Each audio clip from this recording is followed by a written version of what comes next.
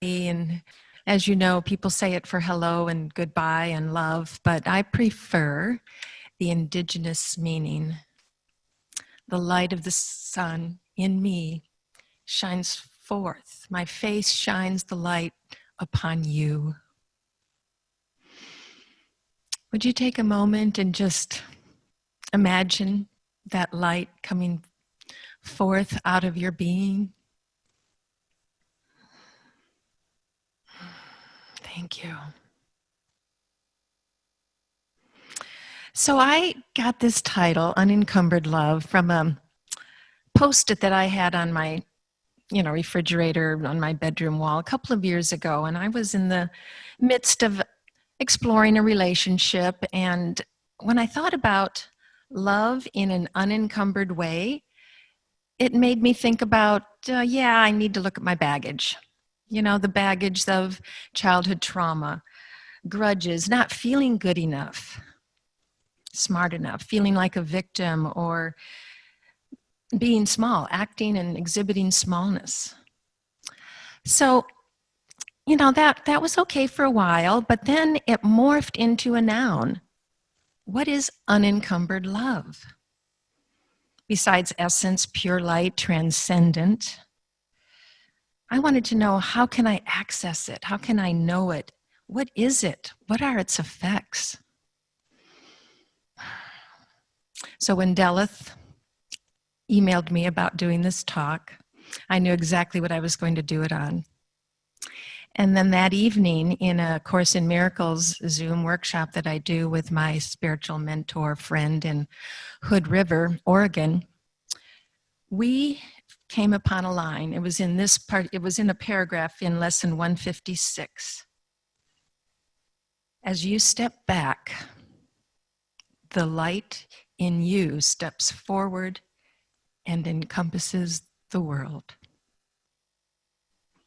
That's exactly what aloha means. And I really identified with that. The light. As you step back, the light in you steps forward. And also, as I was working through this talk, this is not my comfort zone. I'm a bit nervous, but I was coordinating with Laura on the music. And this is such a beautiful process because she wanted to know a little bit more about what I was talking about. And she composed that beautiful chant, the center of our love, that we heard just a little bit ago. So thank you, Laura. And the process is wonderful. And our light does encompass the world together.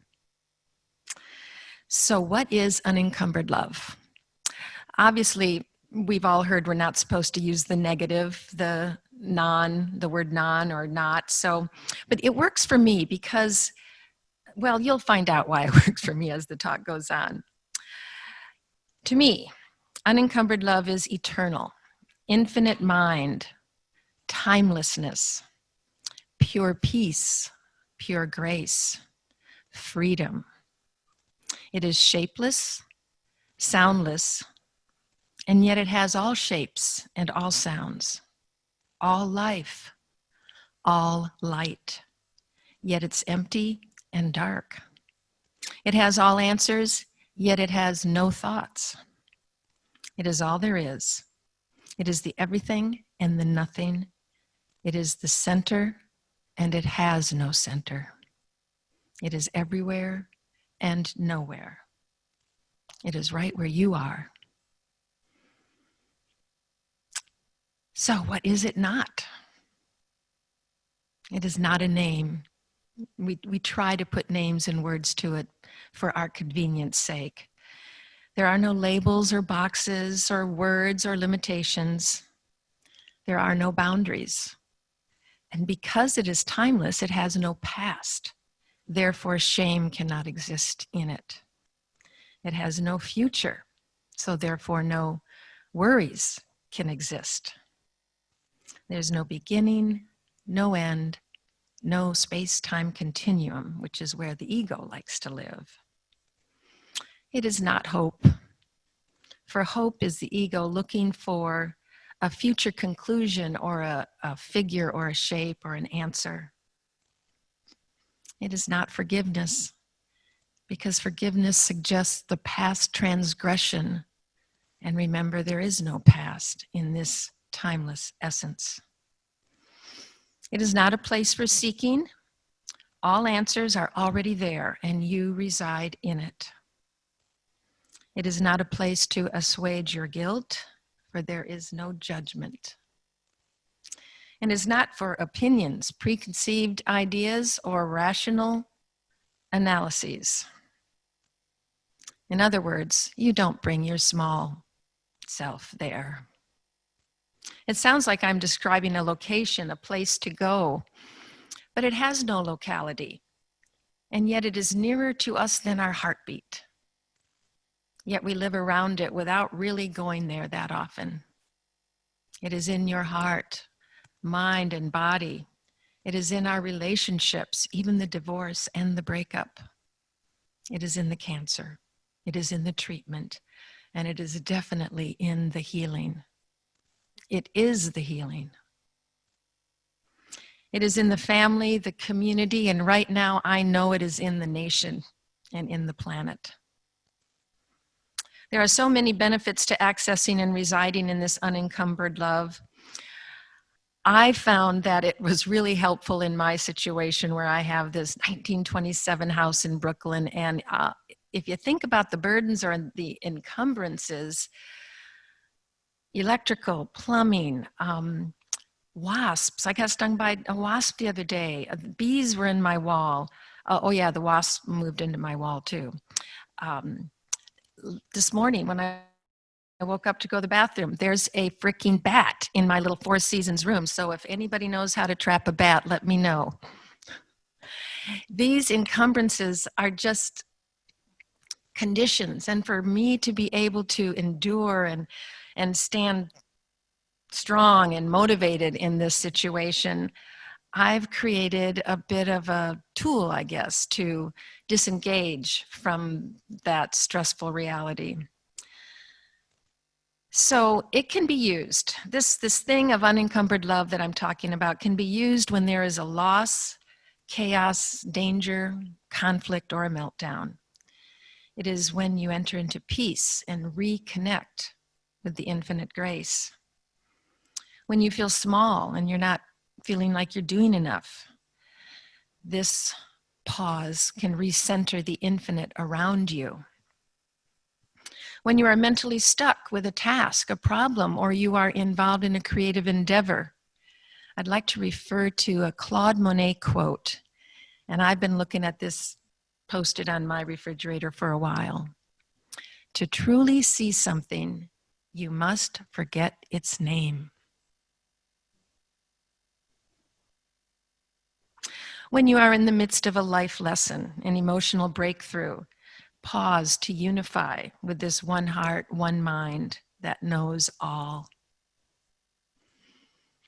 In physical pain, health challenges, this place, this unencumbered zone, is actually where healing occurs.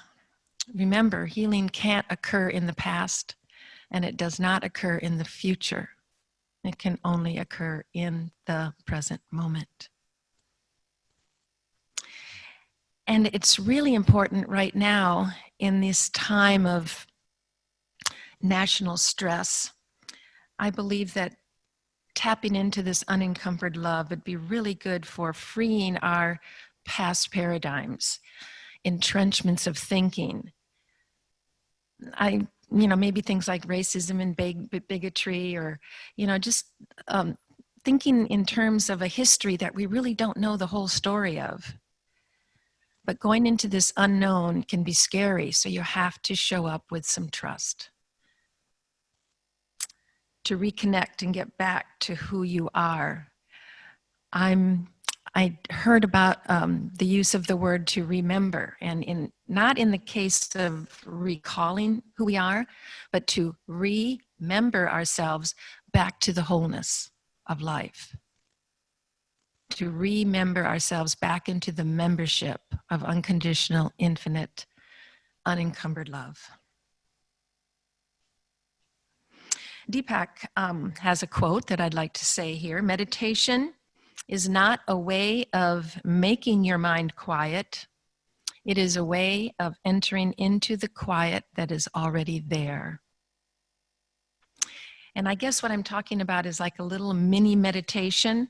My version of that quote is, love, peace, healing is already there, everywhere, and you can enter and remember yourself to it whenever you choose. So I'd like to go through a little sample practice of what I'm talking about. If you would like to join, it just takes a few minutes. Think of this light. Possibly you might want to use this flash of light that we've been hearing so much about today. Maybe you can use a physical movement that Jill did in her meditation. It could be a visual bubble, maybe walking through a veil. Just take a moment now to create that visual tool that you're going to access. Now, visualize an uncomfortable scene. Maybe it's that conflict on Facebook. Maybe it's that addiction of going to social media. Maybe it's something going on with a family or friend. It doesn't have to be political. It could be economic. It could be something in your body. Just immerse yourself in that discomfort right now. Just really feel the trigger and the intensity. And now immediately shift to that tool, that vision that you created a moment ago. See how long you can sustain it.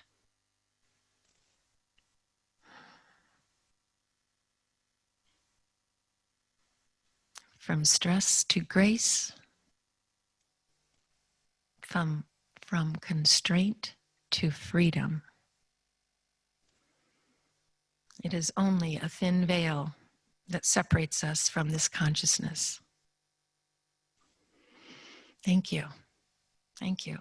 I hope that it is something that you can play with when you get home. You might want to come up with another picture or vision. Use it several times a day. I do, just in order to disengage from the new thing, the windstorm and the branches breaking or the poison ivy. I'm sure you have many other examples of things that might throw you off. So I would love to hear how this might work for you. And it actually works in the business world. I came across an article in Inc. magazine. It's a magazine for the entrepreneur. And lo and behold, actually this author is the co-author of a book called The Geek Gap. But she says, do you need to make a difficult decision fast? Take 15 minutes and do this first. My method only takes less than a minute.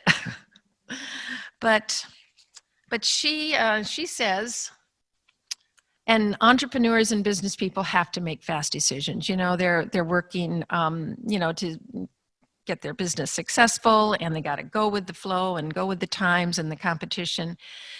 But here's what she suggests. Take a 15-minute timeout. In that 15 minutes, 30 to 60 seconds of vigorous exercise, running up and down the stairs, jumping jacks, whatever. This counteracts the hormones that are building up with the stress of the decision process that you might be in. Then take some deep breaths. Now go to your decision. Process your decision. So I thought that was pretty cool. So what can you get from practicing unencumbered love and unencumbered mind? It's they go hand in hand. So I would like to say that it increases peace and calm and lowers your blood pressure. Mine went down to 117/74 the other day. No medication. Better sleep. When you are used to experiencing that vast unknown, which requires trust, then this trust promotes the relaxation that is what the mind would like right before going to sleep. I believe it's confidence building. Again, a deep trust to try new things. It is empowering, fueled by the infinite potentiality of the one love, the one mind, to change old habits, release ineffectual things. I especially like the timelessness effects, health and wholeness. If you reside in this space of no linear time, clicking the moments by, then your cells and body are not experiencing the aging process. There's a halt. There's a void, a place where nothing's happening. I think this could be a stepping stone on your personal, unique spiritual path of understanding the truth of who and what you are. It's an opportunity to go deeper. That's a very common phrase, but I also like the idea that when we take away another layer of encumbrance, that the veil that is encircling this balloon, this bubble, gets thinner and thinner, and our consciousness expands and expands. And of course, enhanced healing and problem-solving abilities. And I especially like the fact that this can develop a strong and resilient life force. If we are constantly viewing the world in ego, in our emotion, fear, anger, past and future time frames, these things deplete our life force. Unencumbered love enhances and replenishes our life force. And I do have one little story. I believe I'm good on time. Is that right? I forgot to bring my, oh good. I would like to share an example, a real life example of where I think unencumbered love may have been used. It wasn't mentioned, but again, I pay attention to serendipitous events. And shortly after I started to work on this talk, I saw the documentary, A Most Beautiful Thing by Ashley Cooper. Now, I had no idea what this, I like the title. I had no idea what it was going to be about, but it's I think it's a book too. A black high school guy got involved with an all-white high school rowing team in Chicago.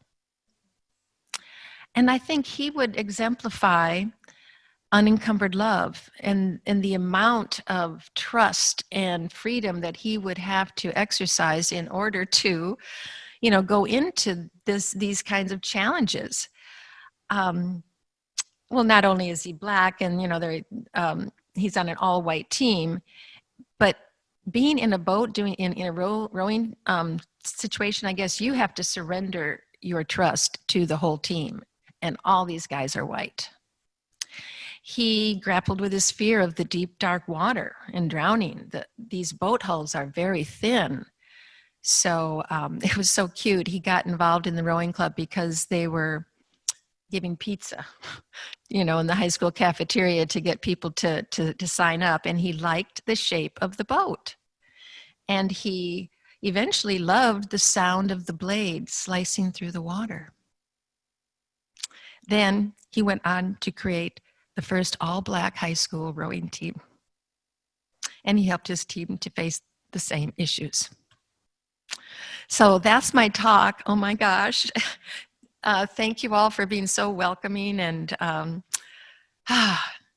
unencumbered love. I just know that we have it in us and that we are tapping into it and that it is a place where we can together raise the consciousness of our nation and heal ourselves, heal everybody together.